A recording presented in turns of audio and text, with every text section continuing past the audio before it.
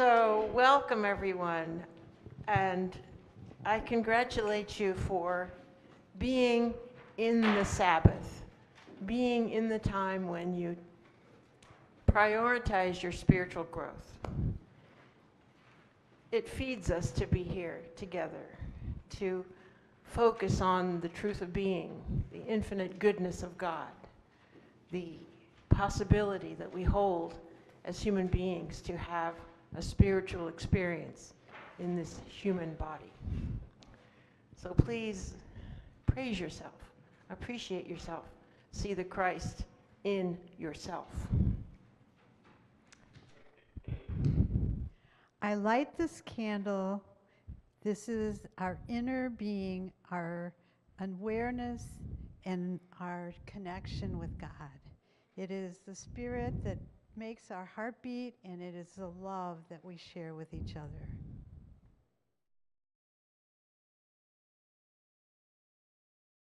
So the next three sermons are a series that are very Bible-based.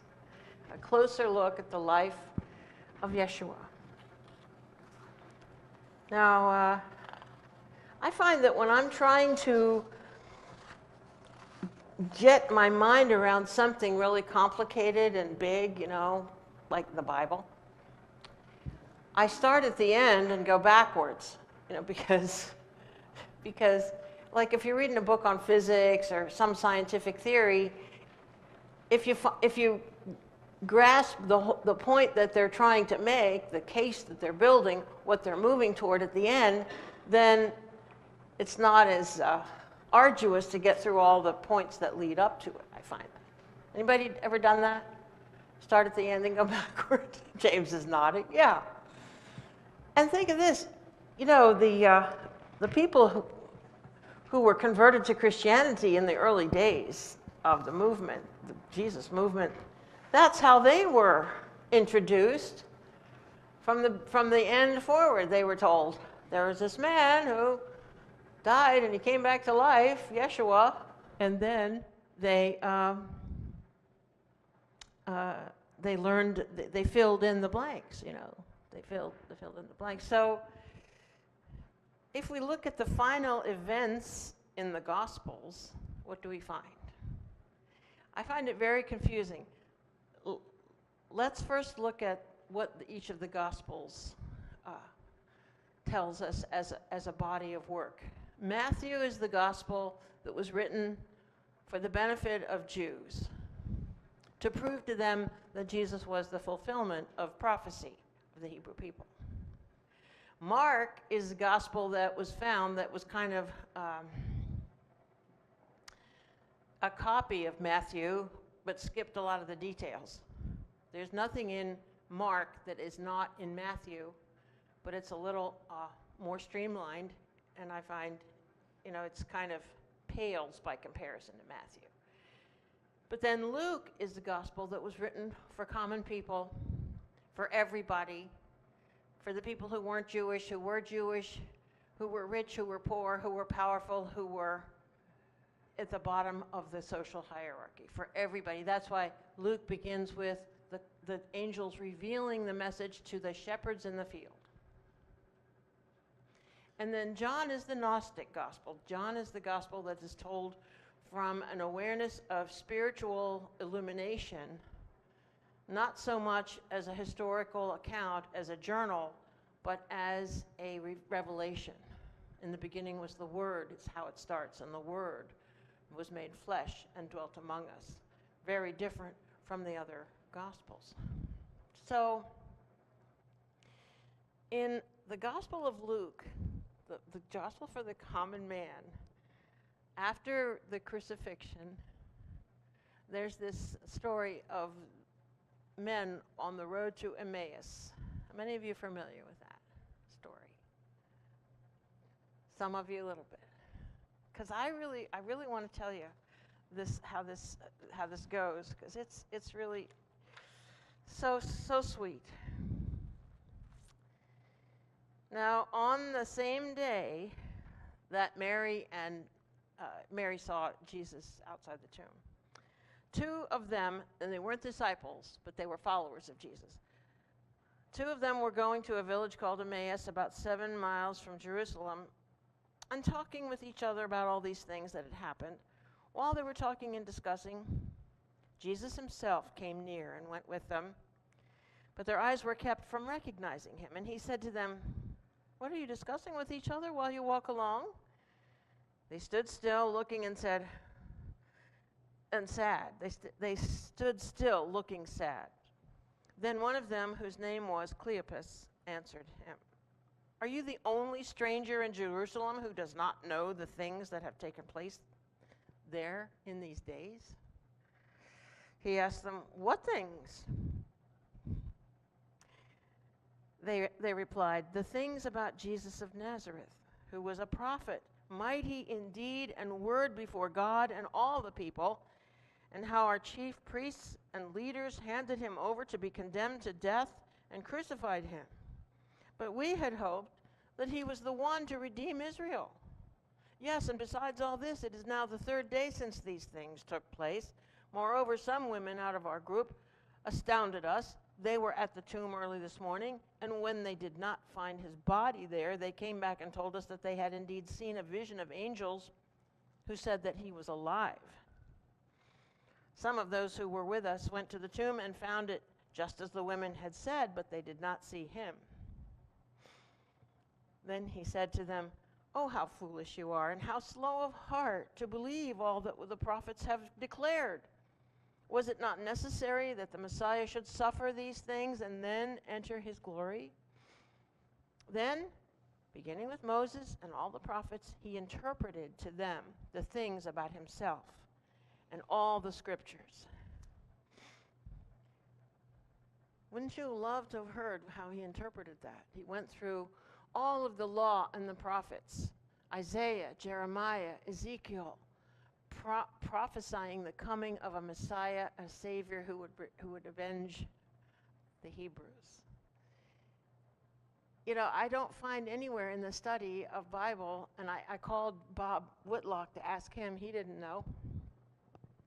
What exactly was it that Jesus referred to? What exactly was it in the prophets that he was referring to? It's vague. There's not a specific information available on that I was able to find, but I would love to know, because it says further now, as they came near the village to which they were going, he walked ahead as if he were going on. But they urged him strongly, saying, "Stay with us, because it is almost evening. The day is nearly over." So he went in to stay with them. When he was at the table with them, he took bread, blessed and broke it, and gave it to them. Then their eyes were opened, and they recognized him, and he vanished from their sight. They said to each other, "Were not our hearts burning within us while he was talking to us on the road, while he was opening the scriptures to us?" That same hour they got up and returned to Jerusalem. They found the 11 and their companions gathered together. They were saying, "The Lord has risen indeed, and he has appeared to us."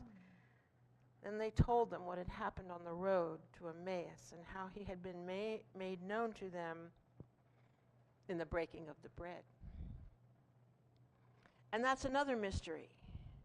How did Jesus break bread that was so unique that the people recognized him by the way he broke bread? It's possible what they mean to say is they recognized him because when he broke the bread, he said, "Take and eat, this is my body broken for you."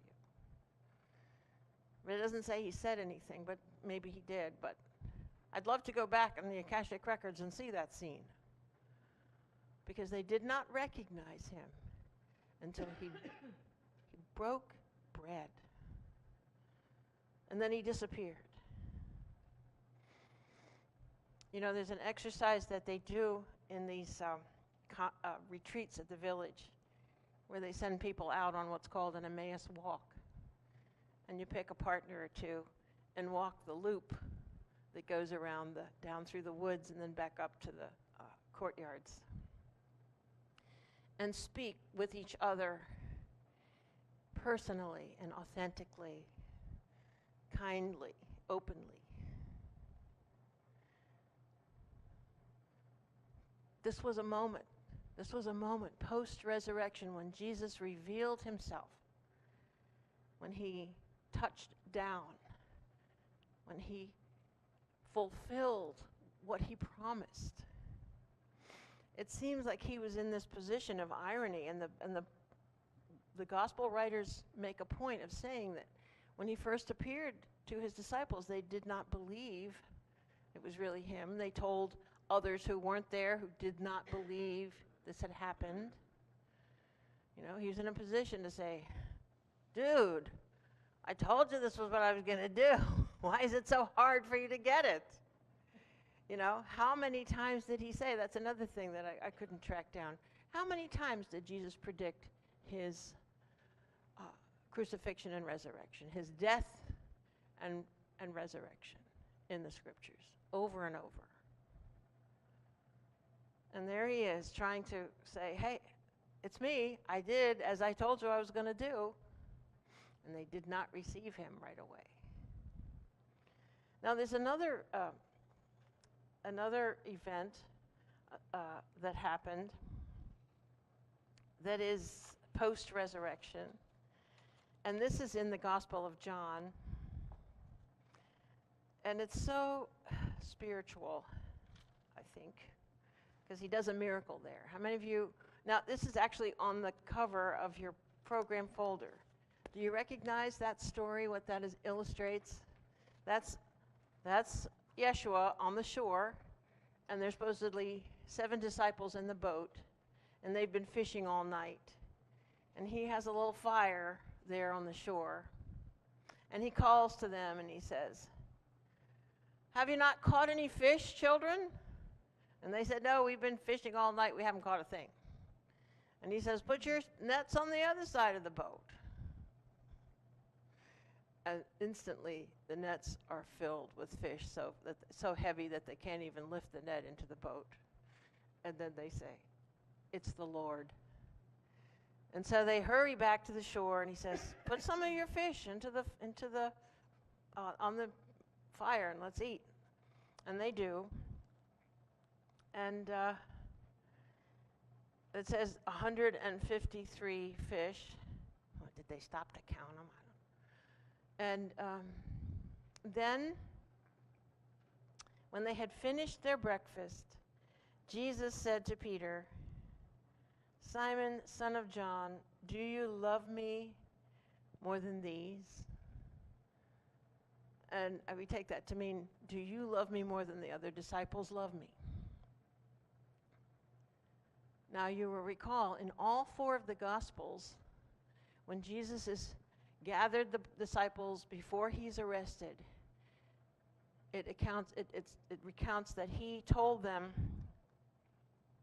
that there would be trouble, there would be disturbance, and it would be scary. And Peter calls out, well, I will always stand with you, and I will never deny you. And then Jesus says, before the rooster crows 3 times tomorrow morning, you will have denied me 3 times. That's in all 4 of the Gospels. But it's only in this one Gospel of John that Jesus says to Peter, do you love me? A second time he says, yes, Lord, you know that I love you. Jesus said to him, feed my lambs.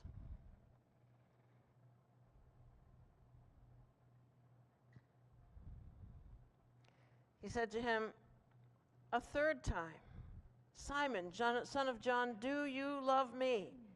Peter felt hurt because he had said to him the third time, do you love me? And he said to him, Lord, you know everything.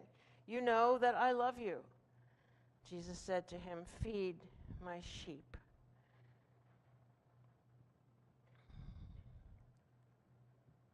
Jesus asked them those 3 times to give him an opportunity to energetically recover from the denial 3 times. So beautiful. And then, what a message. If you love me, feed my sheep. Is that why we are all on this journey together? To tend to one another? It is our very context. It is the reason for our study. It is the reason for our journey. We are on a journey of love as a spiritual family.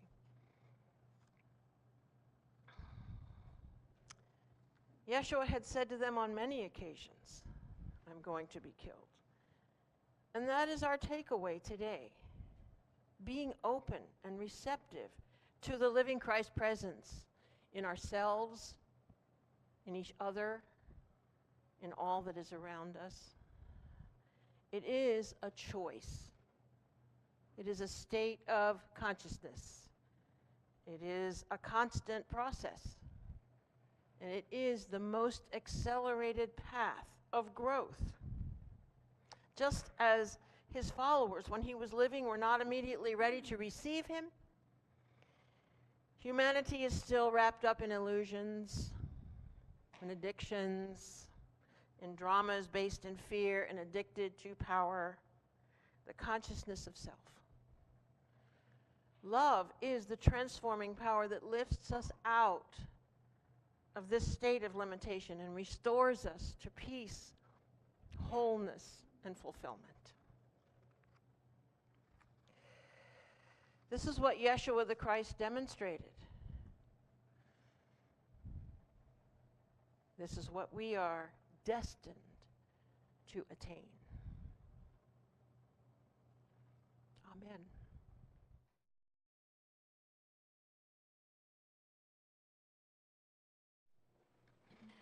Our statement for meditation today is, I am open and receptive to the Christ presence.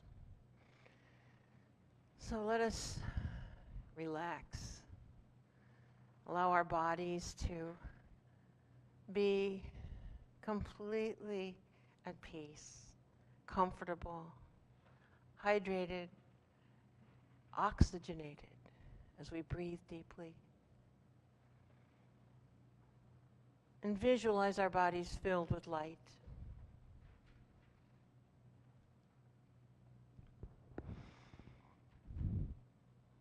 We still our thoughts. We open our hearts.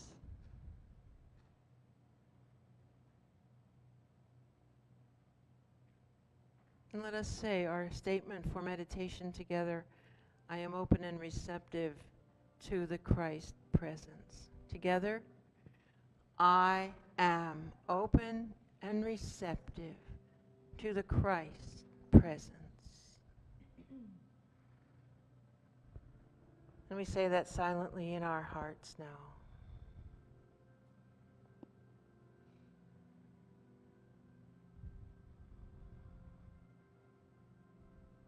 We accept this time of renewal, this journey beyond words,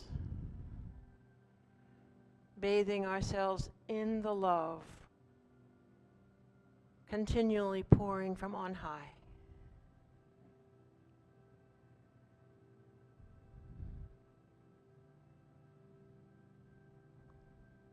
The revelation of this truth of being, the miracle of being open and receptive, now fills every level of our being as we abide in the silence.